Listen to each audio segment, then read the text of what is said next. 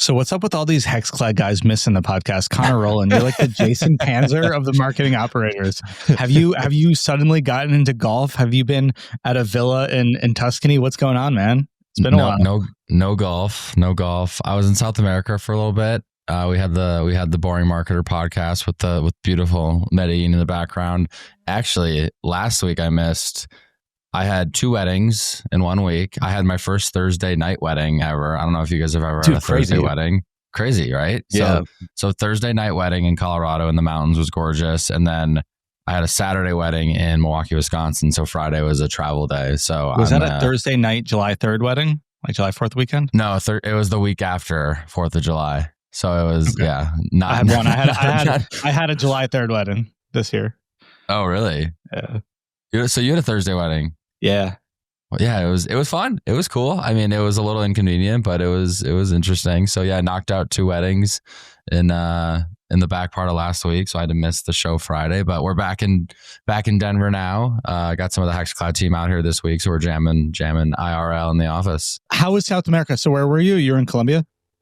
Yeah, we had a ski trip. It's, the opposite side of the equator. It's winter over there. So we went to Chile Chile. I keep getting people giving me for saying Chile. I don't know how to say it. So we went to Chile for a ski trip, and then we just tacked on a stop in Colombia on the front end. Awesome, man. Sounds incredible. Yeah. Was it great? It was cool. Yeah, the Andes are like they're gorgeous. It's all about tree line. It's like super epic, very rocky. It was very cool. Food was great. People are super friendly. Yeah, definitely. And was there snow? Not it's like it's kind of like the equivalent of our like December, I would say, there right now. So they had gotten some snow, but it had been a little while. It had been a few weeks. So the coverage wasn't great. I would like to go back and maybe go in like August or September. But it was still fun. It was still good to ski in July. Sick. We should do a marketing operators offsite. Yeah. Absolutely. Yeah. The marketing operators take on South America. If you want to sponsor that, let us know. You want to sponsor flying us out there? Yeah, United. Any United Airlines listeners on this? I have this idea. I've never been to South America. I guess I have once, but I have this idea. I want to go to Argentina. They're supposed to have like the best steak in the world, and I'm a big steak guy. I want to do like a Walter Mitty type excursion where it's just like backpacking with like a group of friends, just trying to like find like the best steak ever. That's like a bucket list trip that I have. This is Cody. Cody, this is your like angle into becoming a content creator, a social media personality. Food influencer. Yeah, food influencer. And then we'll seed you with some Hexclad to cook. Sure, yeah. If anyone wants to sponsor, just throwing it out there. Yeah, that'd be a good pivot. After you sell Jones Road, that's your next thing. Have you guys followed the Bucket List family? No. Okay, so that's you made the joke, Connor, about Cody selling Jones Road, pivoting to food influencer. The Bucket List guy, I forget his name, but he raised money on Shark Tank. I believe he got a deal on Shark Tank. He was on Shark Tank at the very least for a QR code company where you could create QR codes, and he sold it to Snapchat. So he made like $40 million, and he was like really young at the time. He made it in college, sold it to Snapchat, realized he didn't like the corporate life, pivoted out of it, and just became a YouTuber with his family. And now they're an incredibly successful travel content YouTube family. So that's that's a really good pivot. Got it. I just followed him. Yeah, these guys. This dude's like insanely ripped too. So good model. Yeah, Cody, good model for you, dude. Yeah. This is the muse. All right, we got a great episode today. We're going to talk about channel expansion, channel diversification. Again, what I mean by that is not retail D2C Amazon channels. We'll save that for another day. Paid media channels, because that's what we're talking about here on the Marketing Operators podcast. But before we do, want to thank our sponsors, Motion, Prescient, Rich Panel, Aftersell, and House. Thank you guys. As always, if you like the show, please share it with a friend, share it in your team Slack, subscribe wherever you get your podcasts, and drop us a like on YouTube.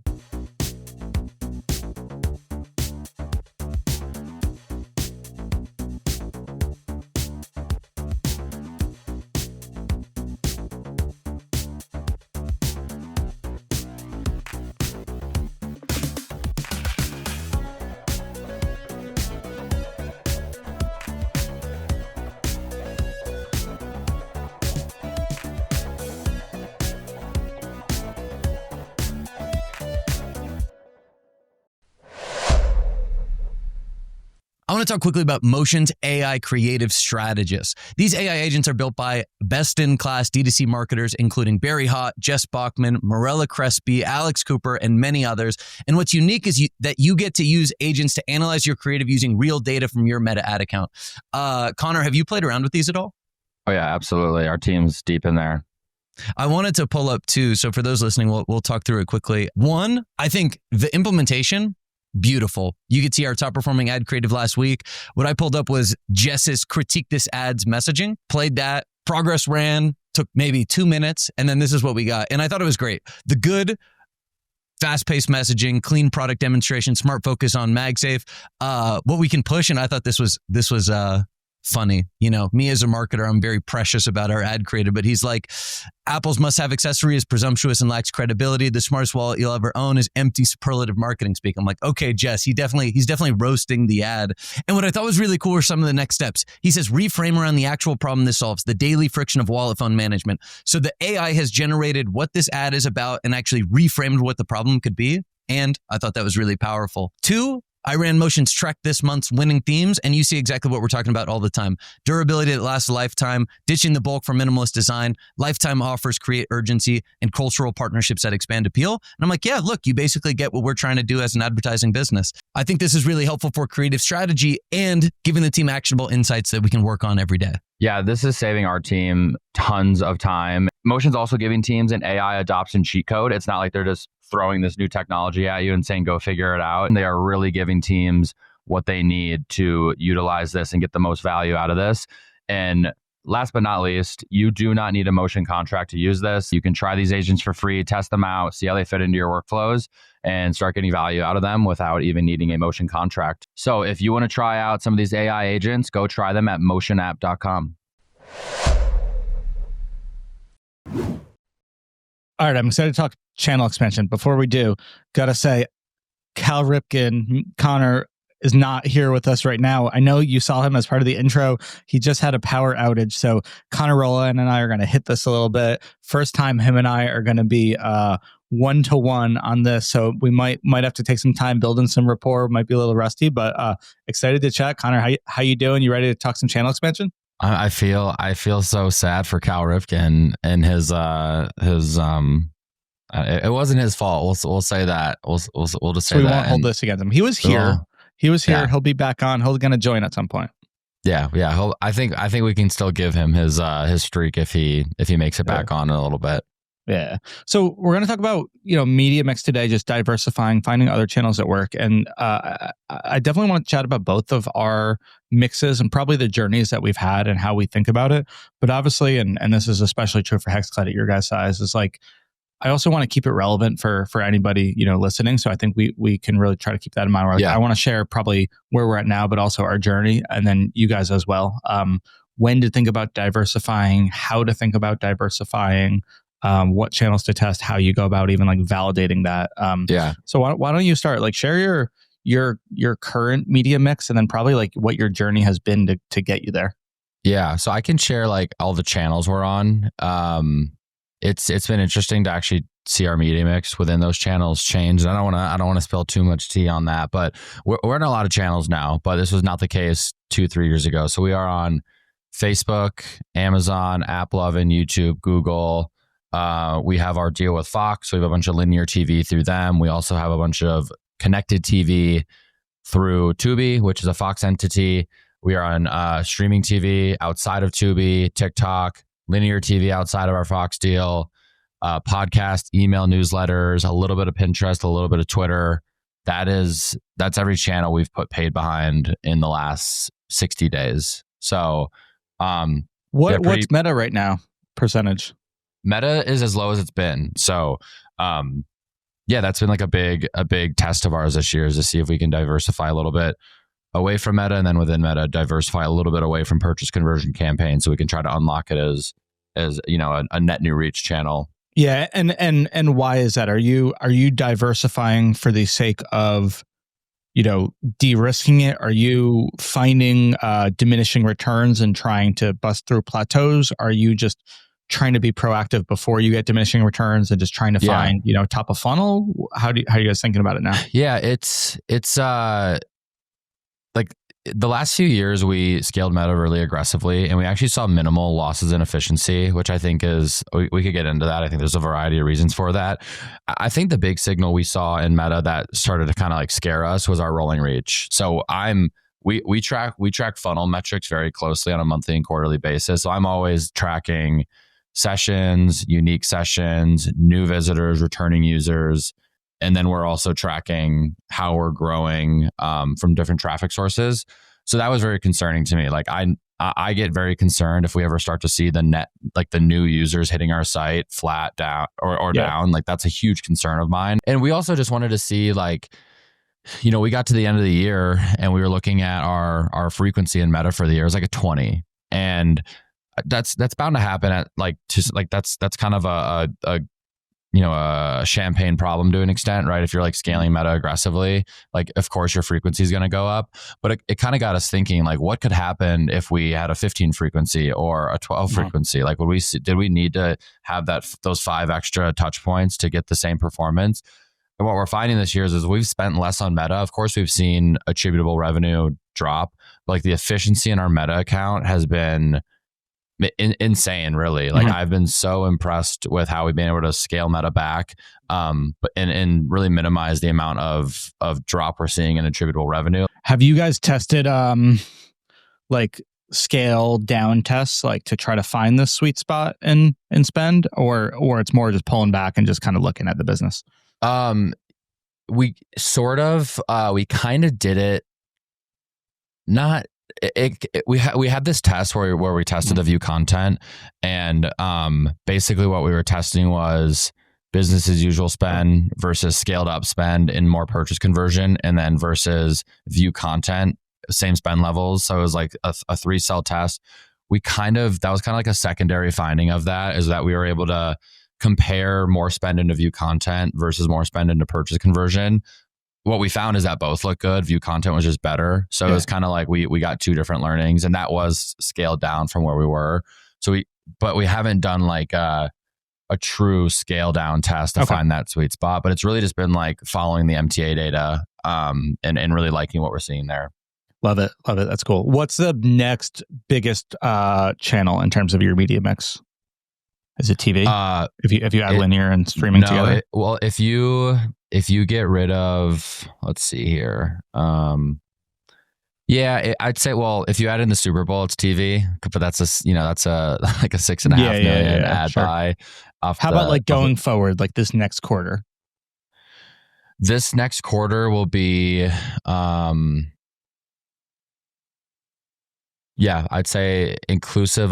It'll be if you group together streaming and linear TV, it'll be TV. Now, a lot of that's coming through the Fox deal and the Tubi deal. But like YouTube's also been huge for us. Like we've scaled up YouTube very aggressively in the last 3 months, and it looks really, really good. YouTube's actually our 4th highest spending channel. I love that. I'm so not surprised. I mean, there's so many reasons why I think that it can work for you guys, but I'm so happy to hear that. You know what number 3 is? App lovin'. Really? Oh, I was kind of kidding. Really? No, yeah. Yep. Amazon's 2, App lovin's 3rd. Do you have like, are you guys on TikTok still?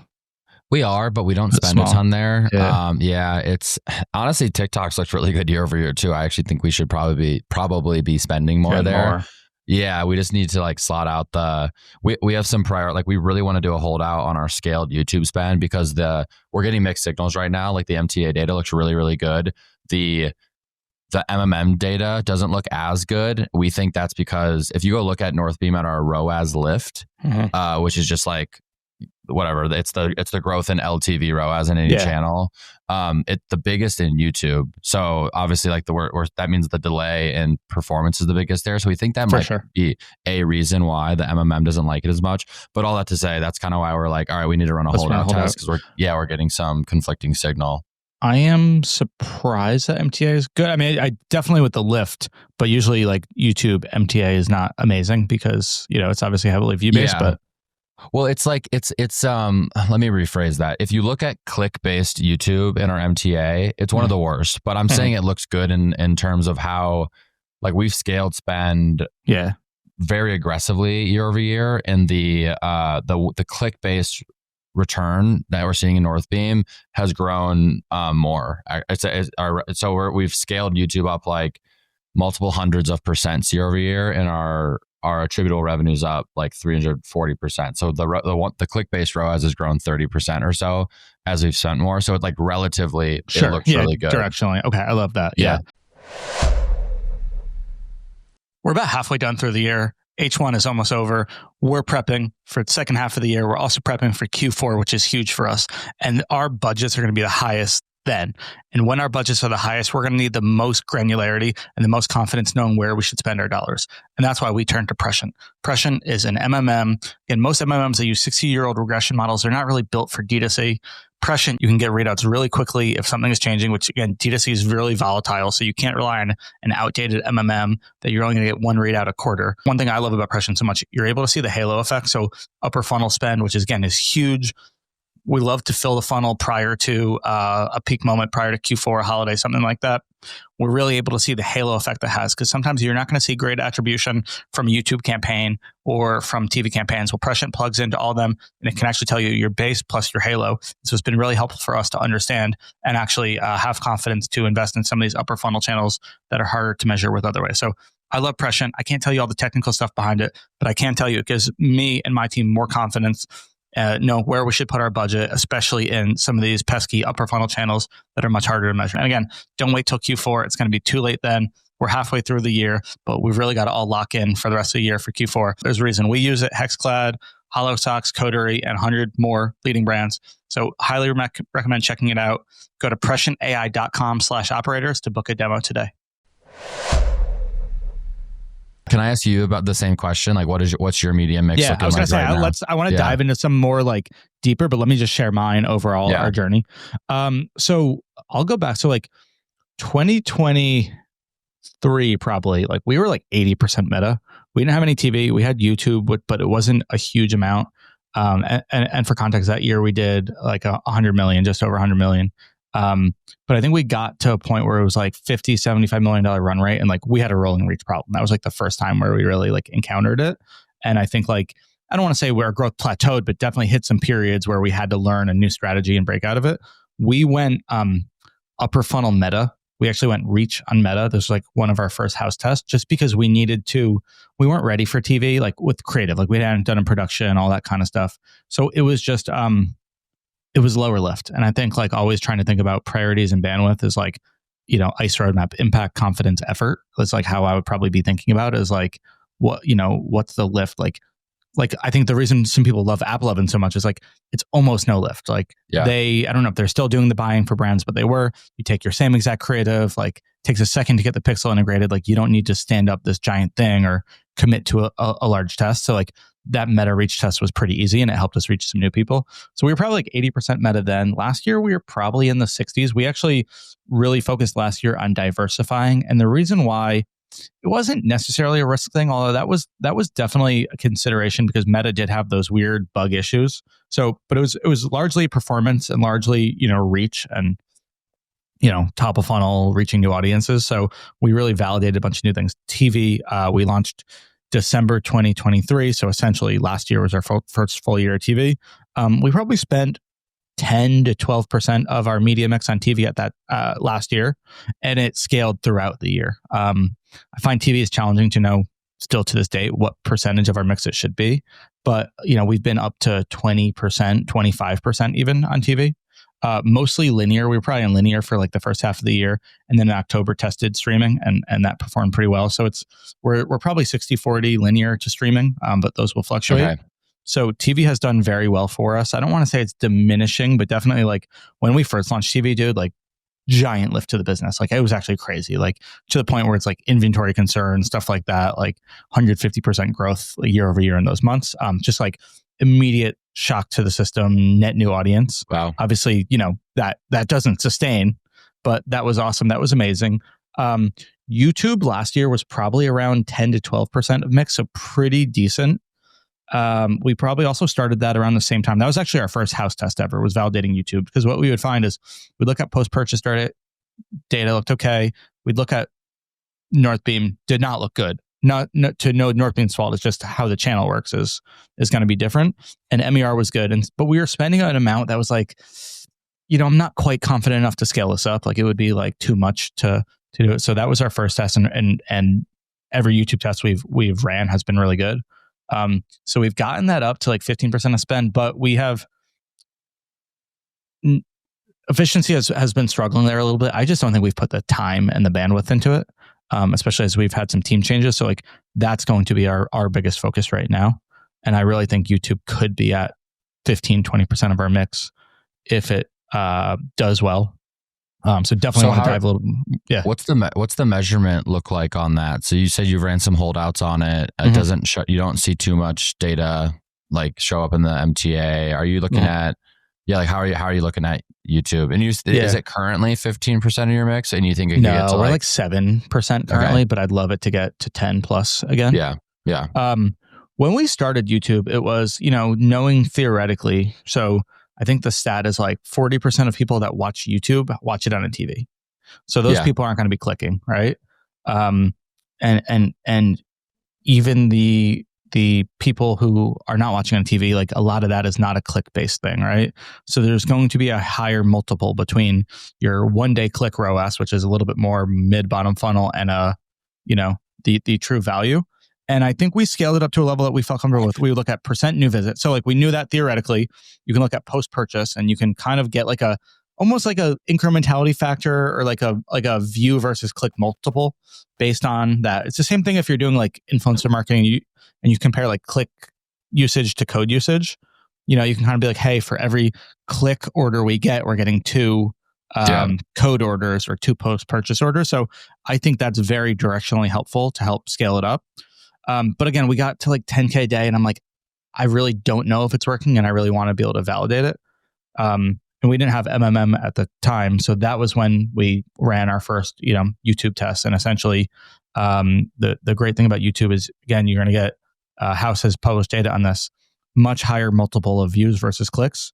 Absolutely, like you said, this was actually one of the things that helped us scale it up before we had House. We would look at that. What do you call it in Northbeam? Like the 1 day versus like a 30-day lag, or 1 day versus 90-day lag? I think they call it ROAS lift, and it's like a built-out metric that anyone can access. Yep. Okay, cool. So yeah, we compared that across all channels. Highest ROAS lift, same as you said. Higher percentage of new. So like, all of those signs were really good. We just wanted to kind of run like a proper experiment on it. Yeah. And that was essentially it. And then it's just scale tests, right? And so I think our roadmap was like, let's get a channel working. I think this is how we think about it. Let's get a channel working. Let's make your attribution MTA looks good. Let's run a holdout on it to really help validate it. And then let's figure out how much we should be spending. And so let's say we ran a holdout at 10K a day. It's like, all right, well, what happens if we now spend 15K a day as part of a holdout? And then what we did, and I don't recommend this, we did a 3-cell where we actually were like, all right, what if we put our next level of spend into video action, which is YouTube's conversion thing, versus what if we put that same level of increased spend into reach? We found that reach didn't perform, but we ran too short of a test, so I don't think that was appropriate. And I don't think we should have done it, because we should probably only do that after we found diminishing returns. I would rather just scale video action and then like only test reach once you hit it. But that was it. So I think right now for YouTube, main focus, as we talked about 2 episodes ago, is like fixing our meta rolling reach problem.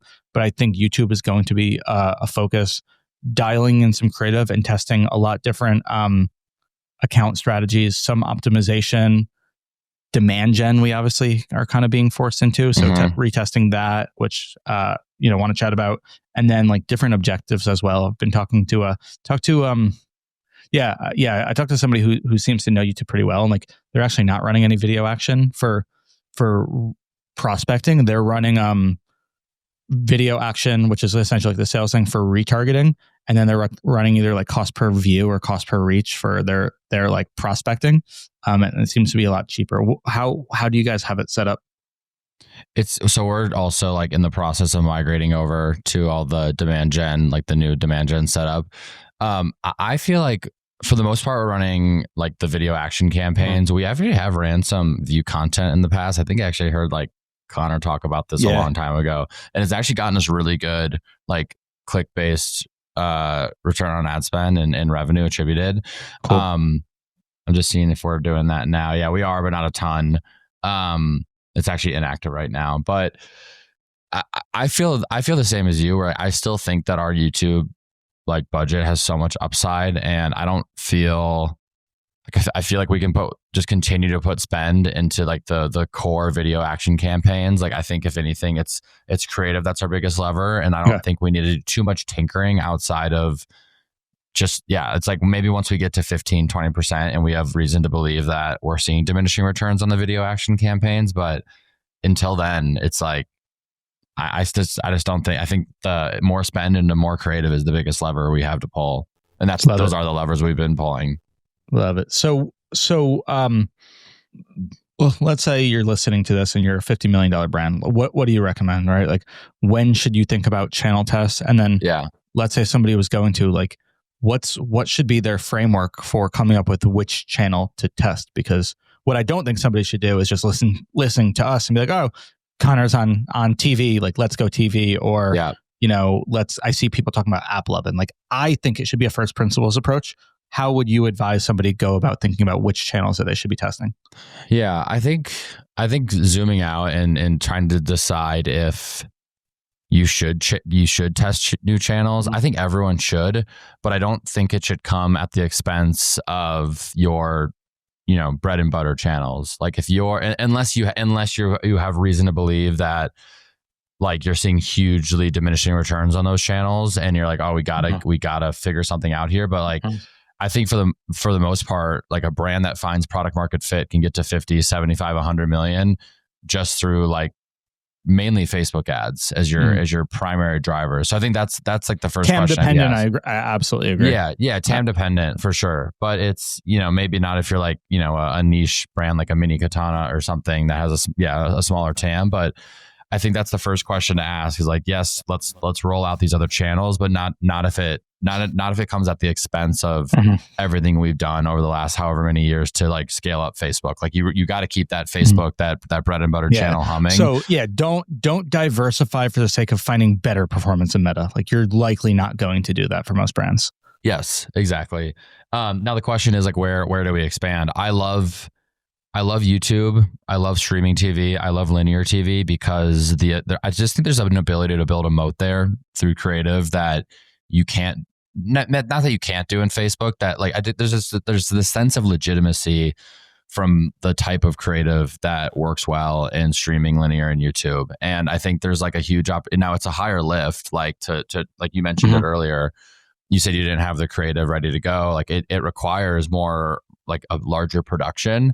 But I think if you can produce those assets, those are hard ads to produce. Most brands don't have the internal teams or know how to produce stuff like that.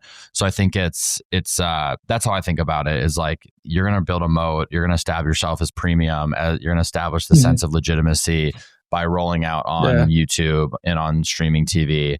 And I guess I think there's also this misconception that you need to have like tons of money to spend on these channels to get them going. I don't think that's the case. Like, of course, if you spend like $10 a day or $50 a day, you're probably not getting enough signal.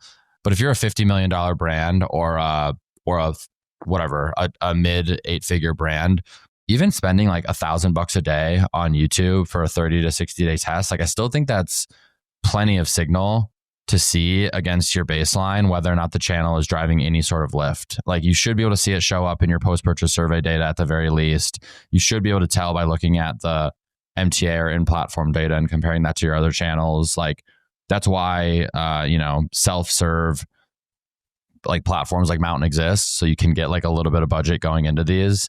I think that's maybe like a general misconception is that you have to have like massive budgets to get these channels going. And I don't think that's the case. You really need the creative that's going to be a good swing. Because what I wouldn't want to do is take your top 5 repurposed Facebook ads, launch, create them in landscape, run them on CTV and YouTube, have that not work, and then write those channels off. It's like, well, no, you probably didn't take the creative swing that you needed to take. So I think that's more important than anything else. And yeah, I think like start small. Like you don't need huge budgets to try these channels out. Yeah, no, I agree with that. I think I'm a big fan of like minimum viable product, which is like, what's the least amount of effort we can put into this and get a read? And I think it's a very fine line where you don't want to, if you're launching, let's say TikTok, you don't want to put like statics on TikTok and launch it and be like, hey, TikTok didn't perform with us for us. Like, no, your strategy wasn't great, but you also don't want to go and produce, these giant commercials and giant productions if you don't have to. I think something like TV is you kind of have to slightly more than another channel, and so I think that goes into the consideration. But also, is that a competitive advantage that if you're willing to do that, there's a lot of brands and competitors that are not going to want to do that and put the effort in.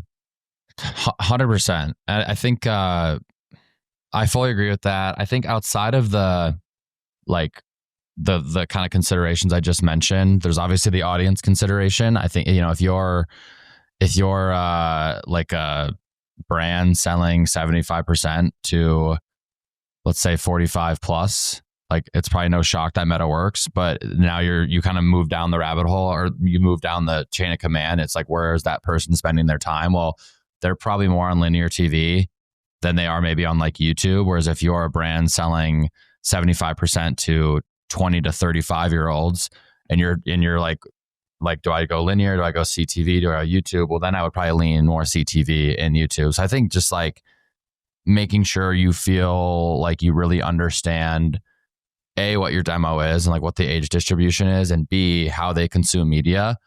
And maybe you're wrong. Maybe there's ways you can survey people, right? Like maybe you don't want to make the assumption that because your audience is 45 plus that you should go to linear TV first. Like just survey them, ask them like, hey, where do you spend most of your time consuming media? Is it YouTube? Is it CTV? But I would guess that an older demo audience is probably not on YouTube quite as much as like, someone selling like a TikTok-y type product that's going to a younger demo. Yeah, I absolutely agree. That's what I was going to say. Like, I think the biggest thing is, where are your customers? Where are they consuming media? What I don't think you should do is, I don't want to hear, I shouldn't be hearing Connor from Red talking about Snapchat working for them and us being like, oh, I hear Snapchat is working. Let's go test Snapchat. Like, guess what? We have a 55-year-old woman. Like they're not on Snapchat. So ask your customers, survey your customers. Where are they? For us, what's funny enough is when we survey our customers and we look at like the percent that they're using each one, that is very correlated with our levels of investment that we can scale. For example, like they use Meta properties, so Facebook and Instagram the most. That's where we spend by far the most. They use YouTube next. That's where we spend the most outside of TV. They use Pinterest, but it's a small amount. They're not really using X. Well, we haven't really been able to scale X. They're not using Snapchat at all. We haven't even tested Snapchat. So I think that's a big thing. I think if you're opted into it, No Commerce has this cool thing. It's like an audience insights thing where you can actually see some of the answers to the questions that they ask people, how that's benchmarked against the rest of like the industry. Have you seen that at all? Yeah, I'm actually trying to find it right now because I know we had this pulled up and I know we've ran this in the site, the paths. I'm trying to find it. Yeah, it's cool though, and kind of goes along with that. Again, we've got a Facebook group of 80,000 people. I asked them where are you consuming, things like that. I think the one thing I've thought about, and I haven't done it, I'm like, our customer is not on Snapchat. Would that be more incremental actually though? Because like that would be like a net new audience. Now we'd have to be able to actually appeal to them and convert them. But if you're trying to get your core demo and persona and just reach them in multiple places, you've got to figure out where they are. I found it. I really like this. The No Commerce automated insights. Like it basically shows your customers benchmarked against all their data they have. This is a really valuable tool if you're trying to decide like, where do we go next? And we see something pretty similar. Like it follows a very close trend to where we are investing. Like we're way above average on Facebook. It's no shock that we put most of our budget into Facebook. Same here. If you know me, you know how cheap I am and how much I love saving money. This year is all about cutting costs and staying lean. You see me talk about it on Twitter. I cannot stand watching great D2C brands, even mediocre ones, get ripped off by SaaS vendors in 2025. So many of them are charging way too much, over-promising and under-delivering. And so I can't stand to see it. So I don't want to see it happen to you. I absolutely won't have it happening to me. You've also seen that I'm all in on AI. And both those reasons are why I love Rich Panel so much. It's about half the price of the beautiful software that we used before. And it was built specifically with AI in mind. We made the switch to Rich Panel right before Black Friday last year, and I almost regret not switching sooner. We've had zero downside. The implementation was pretty immediate, which actually shocked me. I was a little worried about it, not going to lie, but it just went off without a hitch. We saved money. We leveled up our CX at the same time. So here's our numbers. We cut our CX team from 18 to 10 agents, not before Black Friday, but since onboarding to Rich Panel, with our order volume staying the same or even going up. Our CSAT has stayed rock solid at 4.2 out of 5. I'd like it a little bit better, but that's stuff that we can do. AI is handling 70% of the tickets, which is awesome. So our ticket to order ratio has gone way down from about 40% to 14%. So we have fewer full-timers. Our revenue employee has gone up. We don't need as many people to get back to people and able to be a little bit more strategic with where we allocate our resources. So if your current CX software needs more people, is more expensive than you want to pay, and has some janky AI solution, I highly recommend that you check out Rich Panel. Rich Panel guarantees a 30% ticket reduction in the first 60 days or your money back. Again, it's super easy to switch. They take care of data migration, staff training, all that good stuff. So you can go live in under 14 days. So check out richpanel.com and tell them you heard about them from the Marketing Operators podcast. All right, guys, we got Connor back, keeping the streak alive. His Wi-Fi went out. He's now at a WeWork. So let's do it. Connor, to catch you up, Connor and I have been talking about our media mixes, how we've been transitioning that journey over the years. I know we've talked about it, but what's your current media mix, and what's your like just quick journey been over the years of like how have you thought about diversifying or not? Oh, perfect. Yeah. And I'll apologize to everybody. I'm sure my sound quality is not as good. Trying to find a podcast studio on short notice is not easy. But it took me 14 minutes. So I record time. Just shows how dedicated you are to the consistency. Dude, 100%. Okay. Our experience with media mixes. I've talked about this a bit before. The Ridge wallet is a great like problem solution product, and it appeals to a large addressable market. So I said for many years, if we could get out in front of net new male audiences at a reasonable cost, it would tend to work. And frankly, my job was way easier because that strategy like held true for many years. And this was back in 2017 when we were doing influencer and we were sponsoring newsletters, and like anywhere we could spend dollars, we would spend them. We had a really great experience on Snapchat. We were one of the first advertisers there, and we just had to turn it on. We were running static ads on Snapchat, which is like was not a thing. But because these were net new audiences and they were coming at such an affordable rate, it would just tend to work. So that kind of dictated our media mix strategy for a really long time. Sean and I have both said in hindsight, we probably would have been better off just getting really good at meta in that time. Like we kind of took like the mid-curve strategy. And that's really where we've been spending time since maybe 2021 is like, let's just get really good at the channels that can scale. So, and that was meta for a really long time. Now, what that's led to today is I think we try to get really good at in-feed and short form video and static ads. And if you can do that, then meta should work at a really high scale. And that's still 50, 60% of our budget. But you can port that over into a lot of other channels. Static ads tend to work really well on Twitter at different times of the year. Short form vertical video, there's just a ton of ad inventory across AppLovin, Snapchat, Pinterest has short form vertical video now. So now we're just putting ourselves in the position where we're creating great, compelling content that we can prove out on Meta, and we can move to other channels as we see fit. So our media mix is constantly changing. The one thing that I would add on top of that we're trying to get better at this year is really longer form horizontal video. So how are we unlocking YouTube in-stream ads? And we just hit our year mark of relaunching on Tatari. So it's been our focus. Today, it's TV. It's most of the things I just mentioned. It's TV, it's YouTube, it's Meta, and then some mix of Snapchat, AppLovin, and those short form vertical video channels as we see them work. I like that. I feel like you're all about leverage and thinking about how you can like repurpose things. I remember you said when we were talking about channel mix like a few months back, like I think maybe end of last year, you're like I have no interest in testing a new channel that won't be able to scale to a certain amount of spend per day. Right. And that stuck with me. I think was great. And I would even put in I'd put Reddit in that bucket to some degree. And Reddit's honestly, their ad platform's probably developed, but for a long time it was text only. It was kind of like a feed placement, but it was text only. You could have some image. And that was just such a categorically different type of content. And I never spoke to anybody who was able to get it to scale to a meaningful degree. So if it's in that side of the quadrant where it like requires unique content and can't scale, we are like not screwing around with that. Yeah. So you're more okay with like a Twitter that might be $2,000 a day, but it's no unique content. It doesn't take as much time. It can take winners. Yeah, totally. Yeah. I agree with that. And then how's we're gonna get into it in a little bit, but how's TV looking for you guys? I know that you guys were on, paused, relaunched. How's that looking? Yeah, so we launched TV initially 2020. It was right like April 2020. It was just at the beginning of the pandemic, basically. And it was with that same line of thinking, let's just get out in front of new audiences. We ran it for about 2 years from there. And then in 2022, when we were facing a lot of headwinds, it was one of the first channels that we decreased, mostly because you're just committing to spend in a different way. Like you're prepaying for spots usually. We could talk about net terms with the Tatari team if we want. But it's just not as flexible of a channel, right? Like if you're seeing things work or not work, you can turn Facebook down 100% day over day if you need to. And TV's just, from my experience, or at least in 2022, was not as flexible. So we turned it off.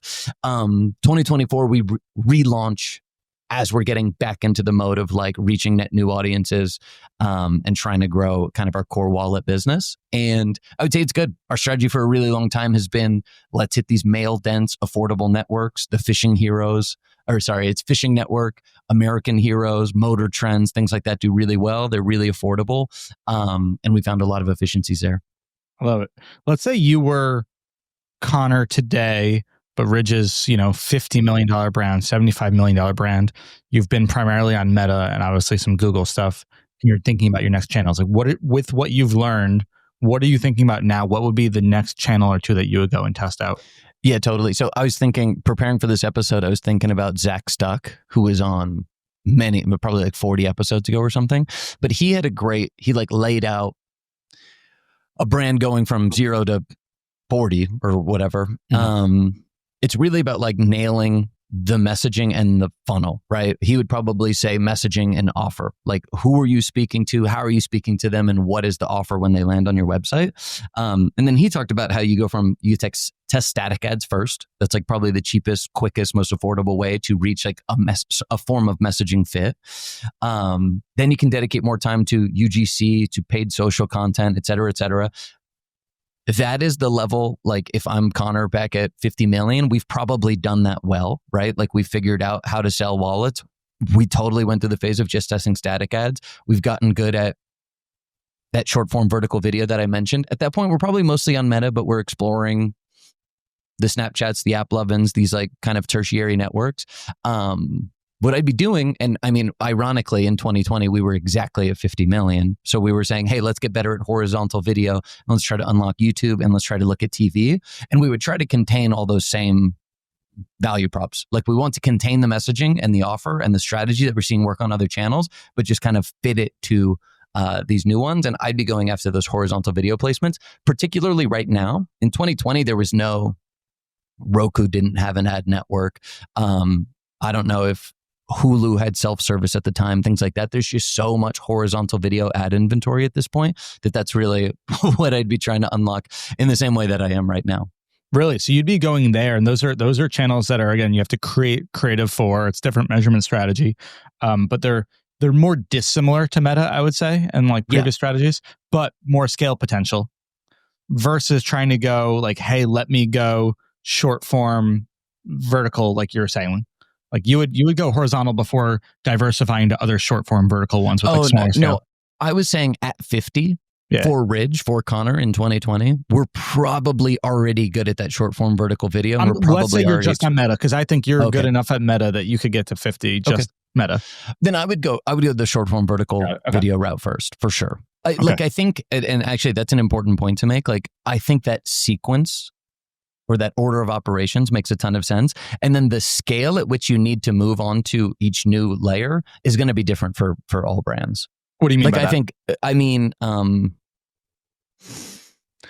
I mean, there are certain there are larger TAM products and categories that you can probably scale much further than 50 million just staying on Meta. right? Like you talk to it's not the perfect example, but Dr. Squatch hit 9 figures basically just spending money on YouTube. So it's like if you have large TAM products, high LTV, it compounds a little bit more, then you probably have to diversify at a slower rate than someone like Ridge, who's new customer acquisition oriented. So we're kind of forced to expand channels, reach new people because we don't have them coming back and giving us all that much more money. So that was a point that I was making. So for Ridge at 50, maybe we can get meta further, but that's also probably around the point we're thinking about diversifying channels further, whereas other brands might be able to take it. They might be able to scale a meta exclusive business to 9 figures. Yeah, I talked to somebody last week. Subscription appeals to men and women, and they do a great job at creative diversity. So their reach is probably way better than some other brands on just a purchase event. So they're doing 80 and can probably easily get to 100 just meta. Totally. And we kind of talked about this last week, Cody, in terms of reach on meta. One thing we're not talking about, I'm talking about nailing content for meta and how that can help you expand into similar ad inventory across other platforms. But we're not talking about creative diversity and how that leads to scale. So that's probably like another dimension to this. Yeah, for sure. Because when we started getting, and this was what Connor and I were talking about a minute ago, when we started getting some rolling reach issues and some plateauing, we broke out with different objectives on meta and TV and YouTube. So we went channels. And I think because we felt like we were actually better at the horizontal stuff, we're better at like a little bit of the more branded horizontal stuff, that like longer form storytelling, especially because we have an older demo who is more likely to go and sit through a longer video. Like we found success there. What we actually did a very bad job of is getting really good at short form diversified video. Sure. Yeah. 1,000%. So like we're backtracking now and we're trying to get good at that versus like in hindsight, I wish we just cracked that earlier. And you know what I would say is it does feel, and you guys let me know if you disagree here, that you used to be able to, you could scale meta without requiring the amount of creative diversity 4 years ago. So I think a lot of us, at least for me, I think I'm in the headspace of, hey, like we used to be able to scale single ads to like hundreds of thousands of dollars in spend. That seems incredibly hard to do now. Now, my natural next step 5 years ago would be like, okay, we've scaled this to hundreds of thousands of dollars in spend. Let's just get it to other channels. Whereas now it feels like, or at least maybe the last year and a half, 2 years, people are talking about actually really having to go wider on meta in order to get the scale. You are not going to get it in a single campaign level necessarily in the way that you would have 4 or 5 years ago. Yeah, you definitely need way more creative. And I think it's just worth being really honest about like your bandwidth and team's priorities. And especially if you're trying to keep a lean team doing things in a high leverage way, where like, if you are going to kind of to your point of like maybe the short form vertical stuff, like if you can port that, if that's going to be your team's biggest time suck and resource, going into that, how can you then get more leverage by taking that same creative and kind of like allocating that cost against multiple channels now versus if you have to have like a completely separate team or workflow or resources for horizontal video, like you just have to make sure that's not going to come at the expense of kind of like your primary short form, which is, it did happen to us. Like we didn't have that. And I think it was almost like, I don't want to call it a Band-Aid because it worked super well, but we were probably just went to it when we were earlier and like we had a ton of success going TV and YouTube, but then it's like we didn't have the resources on the meta creative as much as we should have. So that would be my learning if I was to do it again from the beginning, is I would try to bust through some of those plateaus with creative more than we did and get really much better at diversifying creative and get better at short form before like just completely going with all the other stuff. Totally. Connor, do you have a time, do you have a moment in time where, so you just made the comment about like a handful of years ago, you think the ability to scale on like a handful piece of creative was a lot greater than today, where like you think you require a lot more diversity, a lot more volume of assets? Do you think a moment in time where that like pivoted for Ridge? Because I definitely have that like moment in time where like if you look at our like 21 to 20 or 2022 to 2020 to 2021, like we definitely started plateauing like that. Like a handful of Facebook ads got Hexclad to like that $30-40 million rate. And then that year-over-year growth from 20 to 2021 wasn't that great. And then 2022, we started just like really investing heavily into Facebook creative, and like that growth curve like re-accelerated again. But I was curious if you have like any time horizons that you can pinpoint. Yeah. Ironically, our timeline would be super similar. Yeah. Okay. I think we got not even good, but like we started seriously taking a more serious approach to just video editing. So it was 2021 where we said, hey, we have tons of content. Let's just spend way more time editing our existing bank of content into like, it's when we really started thinking about hooks and hold rates, and like let's more critically think about the short form video we're putting out, not even necessarily creating net new stuff. That was 2021. That was around the time and the reason I remember that is because it was around the time of iOS 14 too. And just where a lot of brands seem to be struggling, we kind of came into our own when it came to this video content strategy. So we ended up having a really strong growth year there. So a very similar experience. Got it. Okay.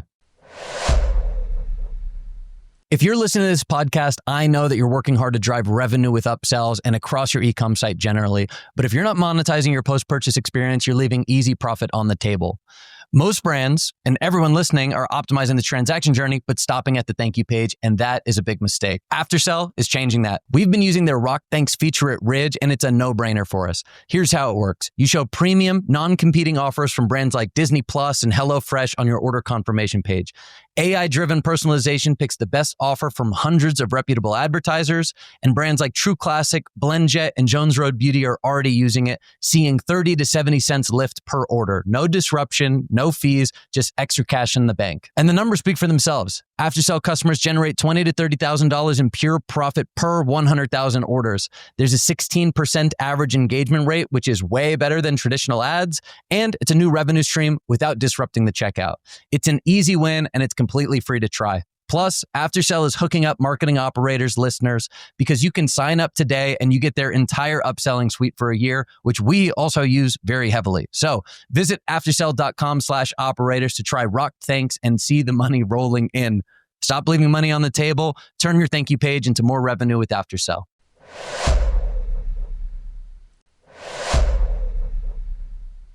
All right, we've been talking a lot about TV, a lot about different channel expansion, and it's time we bring on the experts.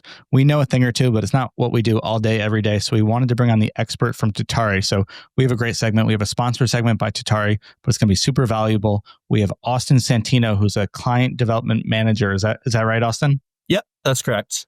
Awesome, man. Well, thank you for joining us. It's great to connect again. Thank you for having us. And I'm excited. We have a bunch of questions. I know a lot of people listening just are eager to learn a lot about TV. We talk about it a lot. We've been talking about it this episode. So excited to chat. But just quick bio, background kind of on yourself and Tatari for the listeners. Yeah, for sure. Thanks for having me, guys. Really excited and excited to learn from you all. So my background, I obviously met Tatari. We're a platform for buying, measuring TV across really all TV types, streaming TV, linear TV, as well as online video. Company is, I believe, 8 years old now. We have a fun story. Our founder is a very frustrated TV advertiser, and he tested it for the first time with a very high barrier to entry. He felt the revenue, but he didn't know it was working. And so that's really where like the thesis for Tatari came from. My background, I got started here pretty early in my career. Been here for about 6 years as an early member of our client services teams, really like hands-on keyboard, managing campaigns for all sorts of consumer brands of all shapes and sizes. Yeah, excited to join you all today. Awesome, cool. So yeah, I'm a Tatari customer, happy Tatari customer. We use probably about 2 years. I know Connor Ridge is as well. So yeah, first of all, you mentioned a few different types of TV. I think you mentioned linear streaming. For people that don't know, haven't done TV, what are the different types of TV, and can you buy them all through Tatari? Yeah, it's a good question. It's a question that's changing a little bit as the landscape evolves. I think you're kind of going to bucket them into two broader things. So streaming TV would be considered anything over the top. You'll hear the term OTT. And so that's TV delivered through essentially a Wi-Fi, right? So Hulu, Sling, Roku, Peacock. I will also bucket CTV under streaming. So that's ads actually delivered to a CTV device like a Roku.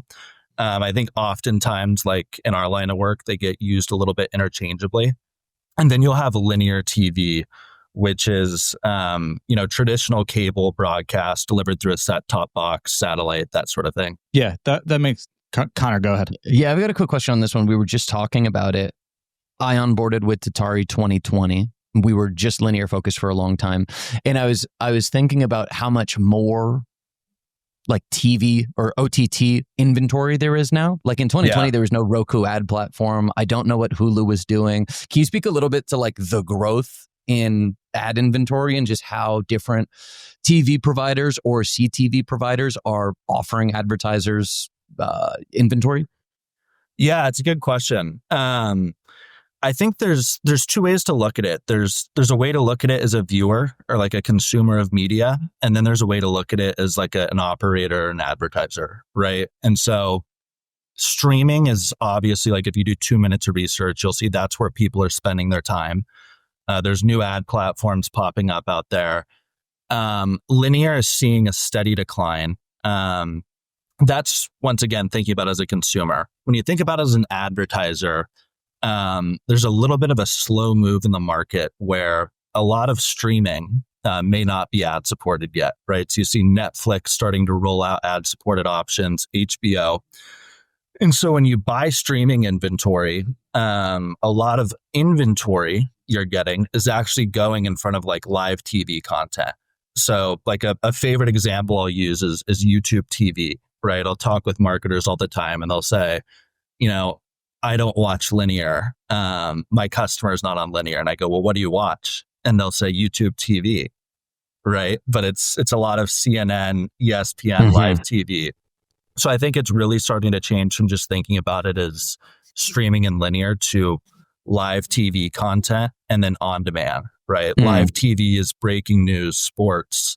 On demand is, I want to sit down and watch The Handmaid's Tale at home, right? It's kind of appointment viewing where you're going and selecting a show. And so how is TV bought? Like, it's not obviously like Meta where you just go in and you can change budgets daily. Like, how was TV bought before Tatari? And like, why should somebody even go Tatari versus going like direct to a network or something? Yeah. Before Tatari, I'd say, it was very slow moving. There's a high barrier to entry. So you'd go work with a traditional, maybe omni-channel agency who goes out to publishers or networks and buys a ton of inventory. Then they kind of allocate it across clients, right? Which is, it can still be effective for premium inventory, steady pacing, et cetera.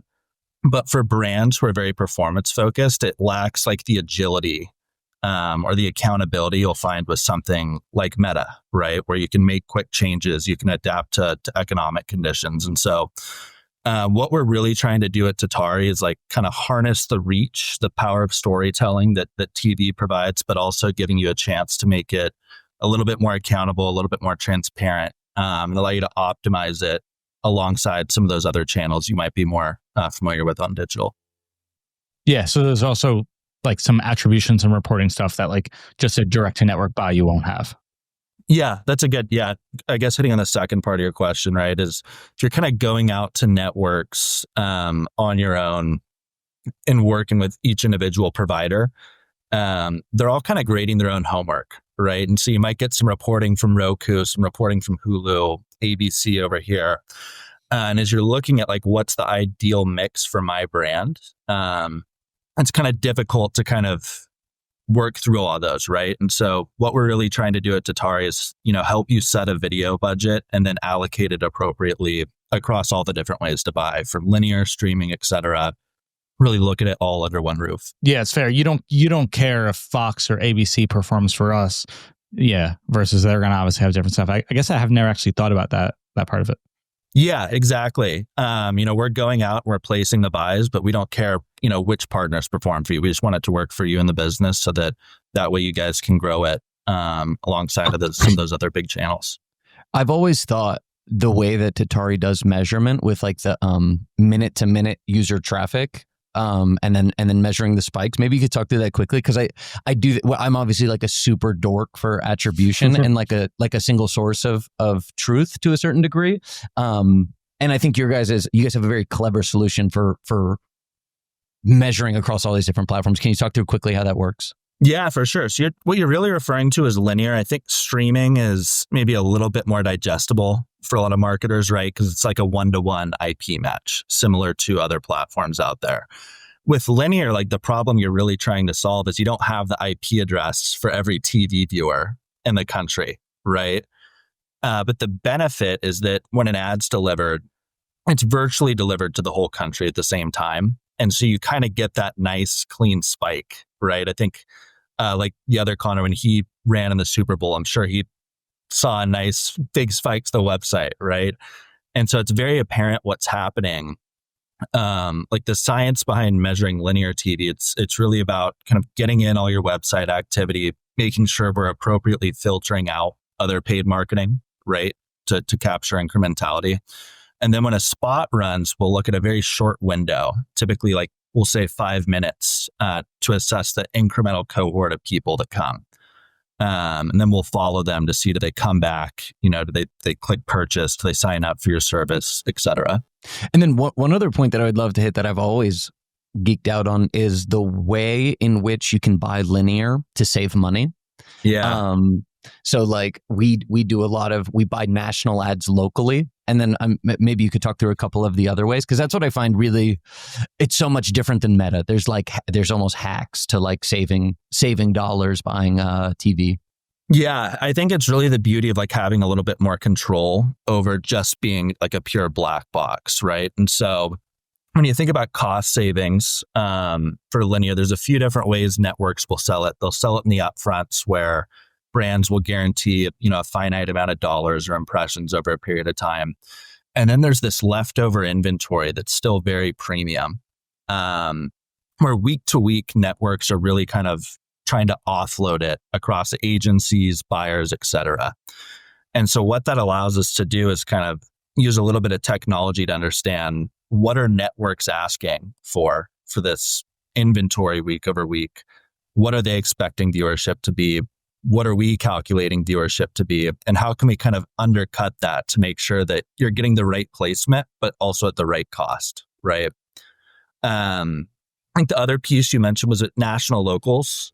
Mm-hmm. Yeah. So the bulk of inventory is going to be sold, to a national audience. So if you're watching ESPN in LA, you'll see the same ad in New York.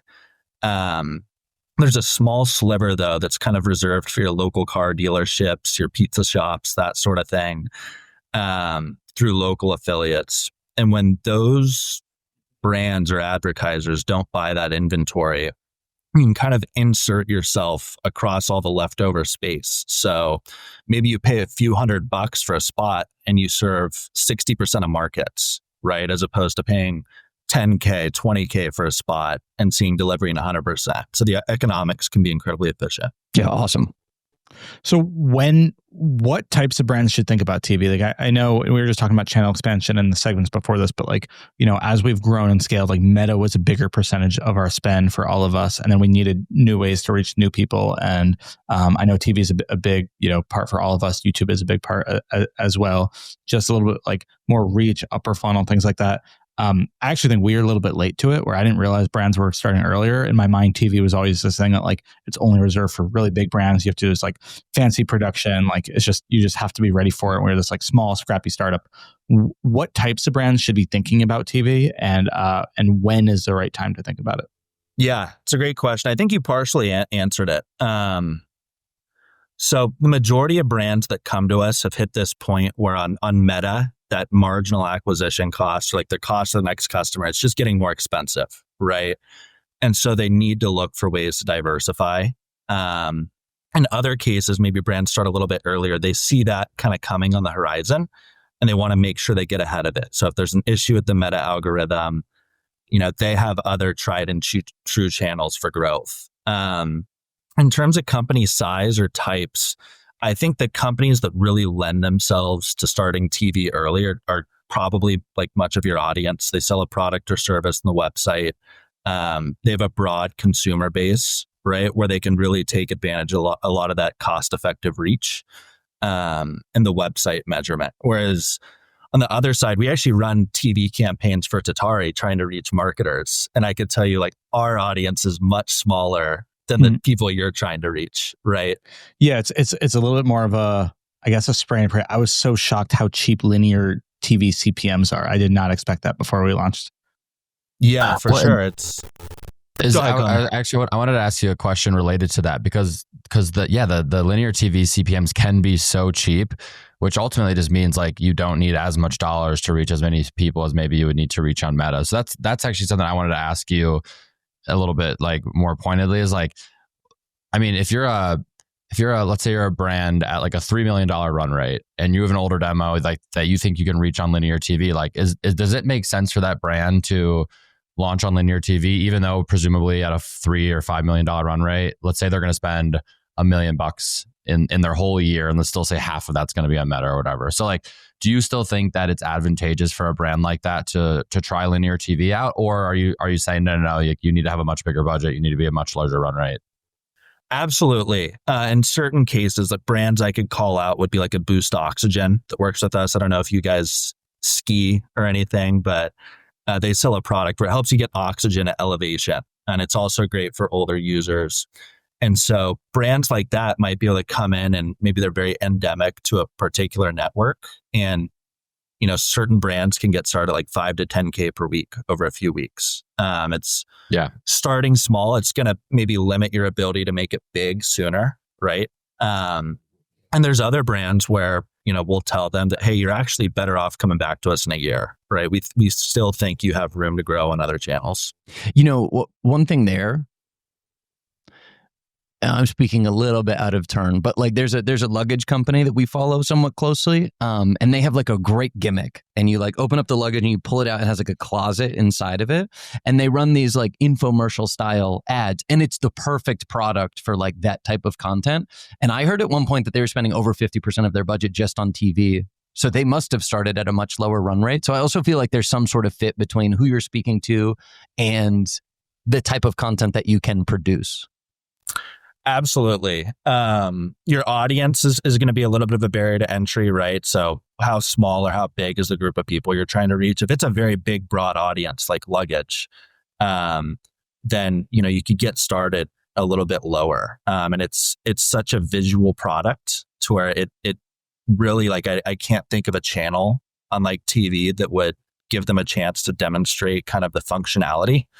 Whereas other products may be a little bit more difficult, or it's a smaller audience, you know, the approach needs to be different. Let's check creative. So, what do brands need to know? The creative is obviously going to be very different than, you know, your 9:16 vertical video. Like, I think it's a little bit daunting for a lot of brands. Like, do you have to go super polished and produced? Can you repurpose existing assets? Is AI helping and changing this? Are most brands doing, you know, big productions before launching? Like, what do I need to know if I'm thinking about TV creative? Yeah, big misconception. You know, you don't need a big celebrity, Robert Downey Jr., LeBron James, in your creative for your first TV launch. I think most brands that work with us are oftentimes repurposing assets from other channels that have like a very UGC feel even. And they'll take that, maybe they'll apply those creatives, learn about the channel. And if TV really works for them, maybe they'll take that information to go invest in creative down the line, right? So it doesn't need to be a big, huge barrier to entry. And AI is definitely something that's changing that. Like the biggest example, I think you guys maybe talked about it a few weeks ago, was Kalshi. We work with their team, and I think it was 48 hours from products or like concepts, ideation to final products with a few $1,000s. And they put together this creative that in many cases, it's probably not going to follow your hard hitting best practices. But I think it was really the first AI creative for me where I kind of went, wow, you know, things are changing, and they're changing very fast. I keep hearing the same things from people lately. I'm being asked to do more with less. I have big goals to hit, but my budget is tight and every marketing dollar needs to work harder. I know I'm hearing this at HexClad. I'm sure a lot of operators are hearing this at their brands. Super relevant right now. Incrementality testing is the best way to figure out what's actually moving the needle, so you can move around your ad spend in a way that's backed by science. All three of us use House for incrementality testing. We all love it. And House is now working with more than 40 of the top 100 DTC brands, which is pretty insane. I can speak personally for Hexclad, the amount of insights that we've gotten, especially on our view-based channels and how those are driving impacts in efficiency and revenue for our business is not only super valuable, but only possible through House. Channels like Connected TV, YouTube, TikTok, these very view-based channels that don't garner a click the same way that Facebook and Google does, have been really only measurable through geo incrementality holdout testing. And the actionable next steps from these tests in terms of deciding to scale up or down or keep spend where it's at is really amazing. House helps you run experiments on your channels so you can confidently answer the questions you've always wondered about. Things like, what channels are actually driving my business? How much should I be spending on each channel? What's the impact of my ads on Amazon or retail sales? How should I structure my Meta and Google accounts to make sure they're spending dollars in the right way? The beauty of House is that it's built for marketers. The science under the hood is rigorous, but the platform itself is simple. So you pick a question, launch a test in minutes, and get real results fast. Every customer is paired with a measurement strategist, someone who understands growth and brings a clear strategic point of view. They will get to know your business, help you build a roadmap of impactful tests, and guide you as you operationalize incrementality in your day-to-day. Even if you're brand new to testing, you're not doing it alone. It is very much in no way like a go sign up for the platform and figure it out on your own. You have a partner in these customer success reps from House who's been in your shoes. And now more than ever, you need to make every marketing dollar count. Up-level your measurement with House by going to house.io/operators. That's HAUS.io/operators and start allocating your budget with confidence. Have you also seen just kind of a similar point here?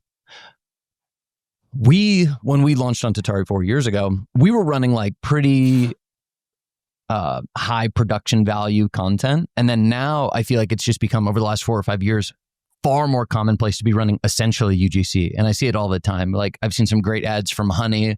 I've talked about, and I know we want to hit on Takova's. I've seen some great Takova's UGC that actually the Tatari team sent me as an example. So has that become, do you see, obviously it's become more popular. Can you speak at all to like the level of popularity? Do you think we're at the climax of UGC on TV, or is it only going to get kind of more native feeling from here? I think it will get more native feeling. Something that really could be influencing that is TikTok, for example, right? All these brands run on TikTok now. They learn about creatives and they go maybe kind of retrofit that or apply that to TV. So it's growing. I wouldn't say it's incredibly new. Even companies like Credit Karma, that obviously invest a ton on TV, you'll see a lot of their advertising, and it's very UGC. I think where a lot of brands kind of get burned early on is they'll invest in maybe a very upper funnel brand message, and it's a beautiful creative, right? There's a celebrity or something, but you remember the celebrity, or you remember how beautiful the creative was. You don't remember what the product is they're trying to sell, where to go to buy it. And so I think as brands are really just trying to get smarter with their dollars, it's about making sure we're telling the right story and telling people where to go. Well, one thought that I had on that point, it almost feels like a couple years ago, you wanted the validation of being able to be on TV. Like that part of it was very valuable in the same way that billboards are too, where now it feels like people are running TV ads to validate that they're popular on social. So it's like almost backwards a little bit. It's like you want to feel as if you've gone viral on social as you're showing it on someone's like widescreen TV in their living room. Yeah, absolutely. And then as channels kind of converge a little bit too, right? And you think of channels like YouTube or online video. A lot of people watch YouTube on their big screen TV now. And so they'll really carry over assets from channel to channel so that people are really seeing the same message. Yeah. Yeah, that makes sense. I didn't think about the AI thing. I think it depends on the brand. Like, I think AI is perfect for like Kalshi or like something like that, where like their brand is out there. Like, I think for like a beauty brand, it's a little bit harder to kind of hit that, that spot with like a completely AI one. But like, you have to give it a serious consideration to think about if you can make that in a day versus, I can tell you from doing a production, it's like, sometimes $100,000. We haven't put that much into one, but like it can very easily be, it can be 6 months of planning, post-production. Like, you have to give that a serious consideration, or at least like to test the waters to get some data on a concept before then maybe you go produce it. So I love that, but I think probably more rather than like a net new call she had, like I've seen some stuff that is actually, helping to repurpose UGC and putting like side panels and stuff like that and making it a little bit more branded. Like I've seen some AI tools that are doing that, which is probably what I would think about testing if I was going to start today. Yeah, for sure. And AI, it doesn't just need to be applied to like creating the concept, right? So one of the ways we use it at Tatari is when a brand is thinking about launching an asset, we can actually upload it, and there's certain patterns we're looking for, clear eye contact, soft call to action, persistent URL. And so that can kind of give us some insight in the development stage about what changes can we make so that, when this thing does go live, how do we really hit with a running start? So say those again. I think those were good takes or some just best practices. Can you just go through them again?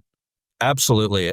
Clear eye contact, right? So I think one of the most popular types out there is like a founder spot where someone's looking at the camera. It brings the viewer in.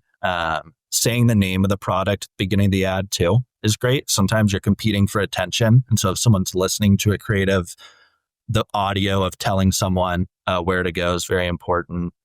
Persistent watermark, right? So you don't need like a Billy Mays 1-800 phone number always in the bottom right of your ad, but having a logo or a website URL could be really helpful. And then also authenticity, right? I think that's something that lends well into the Takova's asset that I know has been talked about on here is maybe it's not the most hard-hitting DR creative, but it's very authentic. It tells you who the brand is. When you look at the work boots, the shirts, they're not brand new. They're dirty, right? It's kind of telling the audience that this is a product that should be used in the everyday life that you're living at work. So can I ask a question about like so on the other side of like which I think is what you just said is very empowering for brands, right? Like you don't need to go and spend tons of time, money, resources, all the things to produce creative to get linear streaming TV, online video TV off the ground.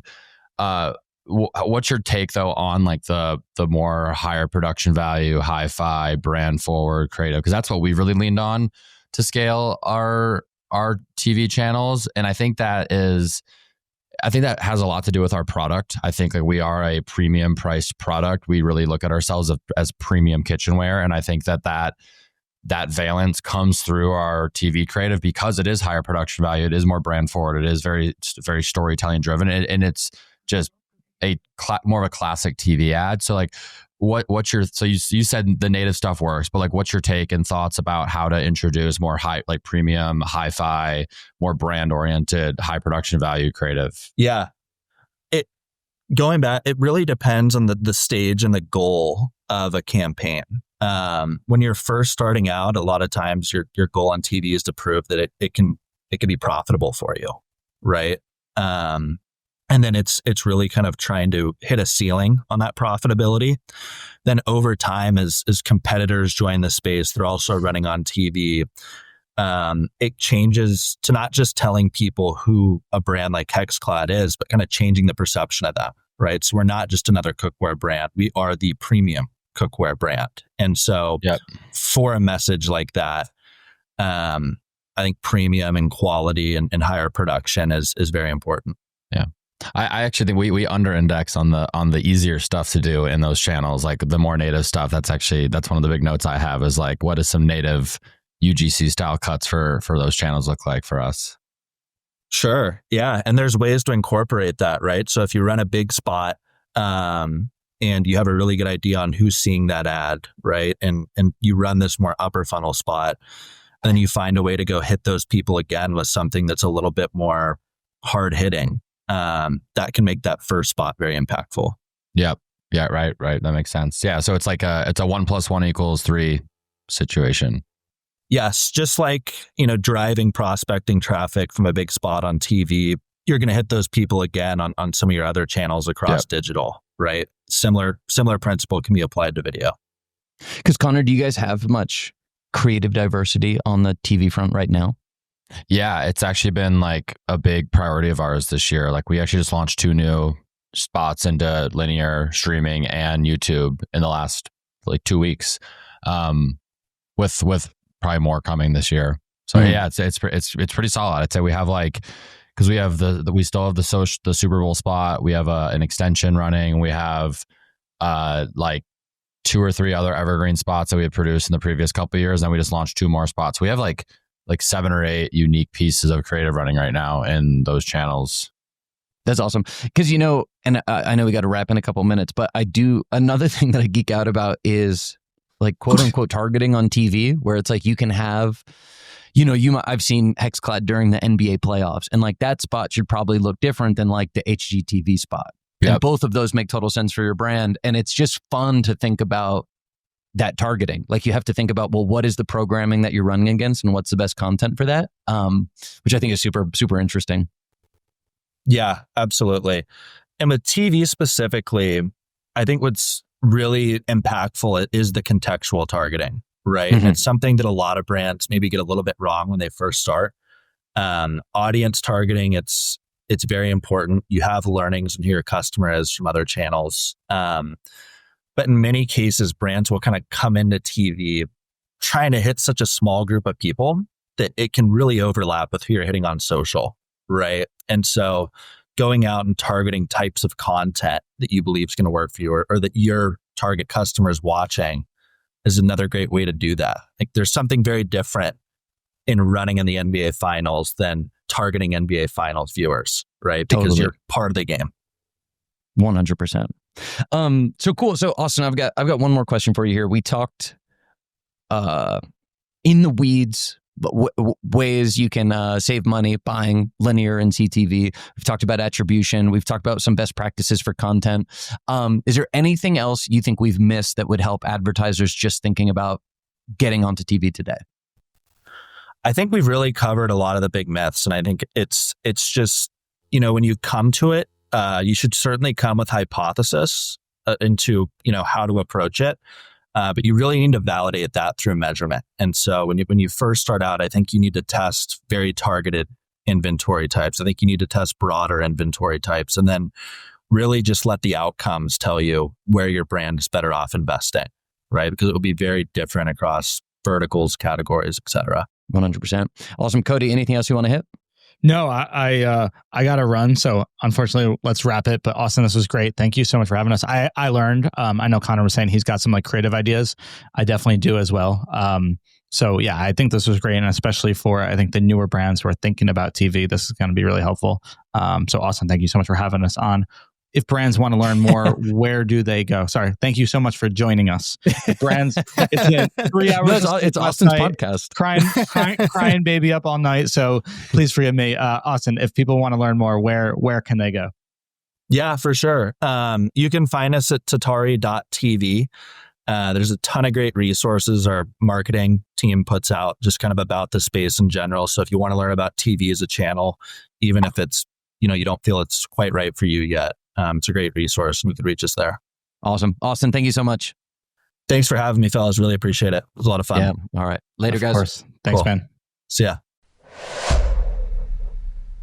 That's a wrap. Thanks to our sponsors, Motion, Prescient, Rich Panel, Aftercell, and House. We could not do the show without them, and we also can't do the show without your support. So please, if you're liking this, share it with a friend, share it with your team, share it in Slack. Please subscribe where you listen to your podcast, subscribe on YouTube, interact with us. We read every comment, and we will see you guys next week. Thanks so much for listening.